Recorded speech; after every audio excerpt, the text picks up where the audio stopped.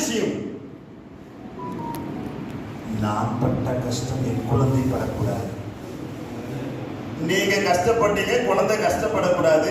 பின்னாடி உங்களுக்கு பின்னாடி அவனுக்கு ஒரு கஷ்டம் வந்தா அவன் எப்படி தாங்குவான்? கற்றுக் கொடுங்கள். ஆரம்பத்திலிருந்தே பணம்னா என்ன, எப்படி வருகிறது, உழைக்க கற்றுக் கொடுங்கள். அந்த சோம்பேறித்தனத்தையே நம்ம கொடுத்து போட்டு நாளைக்கு அவன் பின்னாடி நம்ம மறைஞ்சதுக்கு அப்புறம் எப்படி உருவாக்குறது, எப்படி ஒரு பிரச்சனை வந்தா சமாளிக்கணும்னு தெரியாம போயிடும். முதல்ல இருந்தே கற்றுக் கொடுக்கணும். பட்டும் படாமலும் வாழ பழகிக் கொள்ள வேண்டும். செய்ய வேண்டிய காரியங்களை செய்யக்கூடாதுன்னு சொல்லி செய்யணும். அடுத்தது என்ன?